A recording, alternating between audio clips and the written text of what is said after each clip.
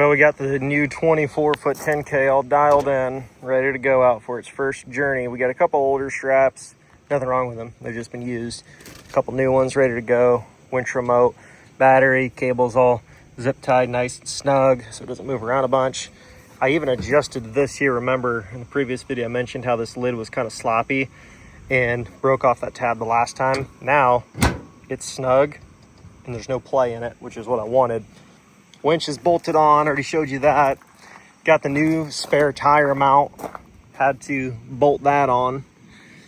Drill my holes, put some grade 8 bolts in there, bolted it in place. So that's all good to go. Not all of my trailers have spares, but they should all have spares. Pretty much, well, most of the ones that I buy from down in Shelbyville, they come with free spares because they say if you pay cash for your trailers, you get a free spare. So I just always got one with their trailers. Now with all my other ones, if I don't get them there, they don't come with a spare. And so I have to find them, buy them, put them on, all that stuff. Just little extra work that it's not a big deal, but you know, free spare is kind of a nice deal. That being said, this thing is ready to rip. It hasn't gone out yet. I've had it for, I don't know, 2 days now, 3 days, 2 days, 3 days, somewhere in there.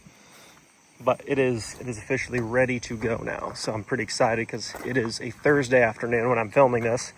And the 20-foot PT gone, JMA is gone, Dad's 20-foot 10K is gone. My 20-foot 14K is already gone. That one's leaving in about 30 minutes. And then that'll just leave this one. And then my dad's Max D sitting here to go out if people need those for more vehicle or equipment hauling. And this has only been out that one rental for that first guy, and hasn't moved since. I've got it priced a little bit. I don't think it's unfair. I think it's totally fair for what it is. It's $120 a day. But naturally, the more expensive trailers just move a little bit less. Like when people have the option sitting in the lot, you know, for a 20-foot 14K like my other one that's $100 a day, and then this one's $120 a day. Naturally, people will pick the one that's $20 cheaper if they don't need the side rails or whatever else. If everything else is the same in terms of capacity and all that, it's just how it goes. Now, I priced this one a little bit more because this trailer was more expensive in terms of what I paid for my other one. And it's a little bit more of a premium option. So I'm trying to price it and stick to my guns of where I think this thing should be. And I think for our area, that's a more than fair price. I just think it's one of those things that it needs to be kind of discovered. And then once people realize we have it in our fleet, it'll start to move a little bit more. That's kind of what happened with this one. It was really slow. Like the first 2 or 3 weeks we had it, didn't move much, only went out a couple times. But then once we got a few customers that kind of found we have it, now it doesn't move a ton, but every month it goes out probably 5 to 7 days, which is still slow compared to like most of the car trailers, but it's also a different niche of trailer and a little bit different demand. And this is also $150 a day. So it's also our most expensive daily rental we have. So, you know, it's one of those things where it's not always bad if you have some trailers that are a little bit slower going out, because if this thing makes, you know, $700-800 a month or $900 a month, instead of being booked a full 50% and making, let's say, $2,200 a month, it's like, yeah, it's like, ah, man, I kind of wish it was booked more like 50% capacity, not, you know, 25% capacity or 20% capacity. Like, I get it. But in the same sense, you multiply that $800 or $900 a month times 12 months out of the year, that's still a lot of money. That's still like over 10 grand of additional revenue for a trailer that really isn't even going out that much, and it's still adding that much revenue to your bottom line.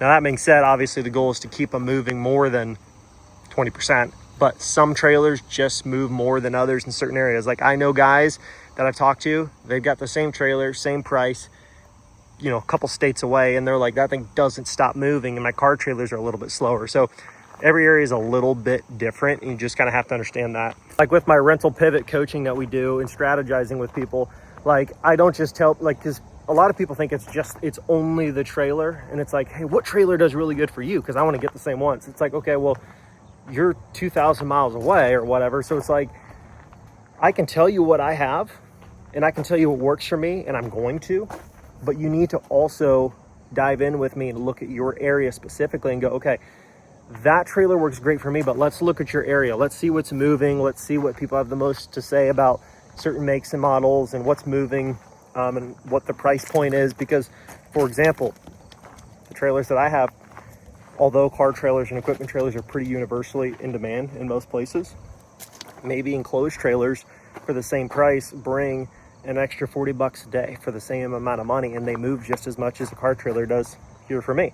So it's like, you got to do your research, find what's in the most demand for your area and what the need is to fill that gap, and you will make more money. So don't just go buying everything, and don't just go buying a bunch of utility trailers thinking, well, they're cheaper, I can buy more of them. It's like, yes, that's true, but it's also, keep in mind, it's cheaper, which means it gets more saturated more easily. They're easier to come by. It's easier for a competitor to just go buy one and undercut you because they're cheap trailers. Like, anybody can go buy a cheap utility trailer on Facebook Marketplace and just throw it on there. So it's like, it's an easier thing to replicate and copy versus like buying stuff like this, buying stuff like this. Yes, it's replicable, obviously, but it's a lot harder because you're talking, like, for a really good deal in a car trailer, you're talking $5 or $6 grand you got to come up with, versus 1,200 bucks on Marketplace. You can find a decent, nice utility trailer and just throw it up there. Anything that's harder to obtain is going to bring more revenue, and it's going to be the better thing to get into long term. But on that topic of just had another trailer go out for one of those horrible cash customers that leaves me these balloon notes. There are trailers that I just wouldn't buy again, and it's not because they don't make money. Like, it might make me tons of money. Like, for example, my 20-foot 7K car trailers, if I was just getting started, it's okay to buy what you can afford in the beginning, but for the small amount of money it costs to go with a 10K model, even of a cheaper trailer. Like, if I had to pick a 20-foot 7K Max D car trailer, or not even Max D, but a Lamar or a Diamond C or a PJ or a Big Tex, if I had to buy a 20-foot 7K model of one of those, or get a 20-foot, 22-foot 10K model of a slightly more affordable brand, like, let's say, maybe a Lamar or a Hillcrest, we'll use that as an example because I just picked that one up, I would rather go with a slightly more affordable 20 or 22-foot 10K trailer over adding another 20-foot 7K. And the reason I say that is, it's such a small price difference to have a trailer that should, in theory, be quite a bit more durable and just a little bit more preventative maintenance and work on your part. And the more that I've been doing this, the more I would say, it's like, if you've got a 20-foot 7K, or if that's literally your max budget is a PT 20-foot 7K, like, don't be discouraged. Be like, oh great, he's saying don't ever buy one of those because it's not worth it. No, you'll still make a ton of money with it. And I still believe they're a great stepping stone trailer to get started. But for myself personally, all I'm saying is, now that I've gotten the experience and I value my time more and more as I get busier and busier with other things, I'm like, I don't really want to take the chance and deal with slightly out of alignment hubs from just a little bit of overloading, or even somebody that's just at capacity, but they hit some potholes and those hubs just are a little more fragile. They bend a little easier. Like, for me personally, I'm like, for the extra hassle of having to swap out the tires on that trailer every few months, the extra couple $100 I have to spend, the little bit of inconvenience, the little bit of extra having to worry about exactly what they're hauling because the trailer can only take so much. It's like, the reality is, I would rather spend an extra $1,000, get a 10K model of the same exact trailer. It's only going to weigh about 200 or 300 pounds more overall weight, which, if your vehicle is enough to pull that 20-foot 7K in a car on it anyway, the extra 200 or 300 pounds isn't something you should be worried about. That being said, I would rather just spend the extra $1,000, give or take, to get that slightly better, heavier built trailer with heavier duty axles, that I just have less things to worry about. Because I will say this, I was talking some smack on the BR trailers the other day about the fenders. Really, that was the only thing. Like, I think the winch plates, the toolbox, I think everything else on the trailer, the way that it comes, I think it's pretty slick. For the money, you're getting what you pay for. It's a good value for the money. If you're looking, especially if you're not using it for business and it's mostly personal use, it's a great value for the money. No doubt. I just don't like the quality of the fenders on them. They just fall apart for some reason. For rental use, I'm saying I just wouldn't do it again. Everything else in the trailer's held up just fine. I have had 0 hub issues or bent or cambered axles, like cambering in the wrong direction on the hubs. I have had a single issue with those trailers on that. I would rather spend a little bit more money and just have a trailer that's built a little bit better in terms of like heavier duty axles and stuff like that, because the overall weight really doesn't change that much, not enough to like turn people away. And the only thing you would have to do is charge a tiny bit more for the trailer to justify it. Or if you don't mind, you can keep your prices the same, you know, if you're worried you're going to lose your customers. But just the peace of mind of having a little bit better piece of equipment, now that I understand how those trailers are wearing down a little bit more prematurely, I would rather just spend a tiny bit more money, buy myself a little more time, a little bit more peace of mind. And honestly, I could bump the prices from $50 a day on those $3,500 to $4,000 car trailers, bump it up to 60 or 70 bucks a day for a 20-foot 10K. And people would probably still pay and not really throw a fit, because it's not that much more money and they're getting a better trailer. And especially if I got a new unit and it was all fresh and clean and nice and new, it's a small price increase. And if people wonder like, hey, I noticed the price, you don't have the $50 trailers anymore. I'd be like, well, we swapped out those units with more premium models. They're much safer, much cleaner, much nicer. They're brand new. And so we had to increase prices a little bit for a much better quality piece of equipment. You know, sorry for any kind of inconvenience, but we do truly believe you're getting the best value for your money still. And honestly, you still would be. Just give them a better piece of equipment, charge a little bit more money so you can justify the expense, and you'll be just fine. And honestly, the customers will probably be happier knowing they can have more peace of mind knowing they've got a little bit better trailer.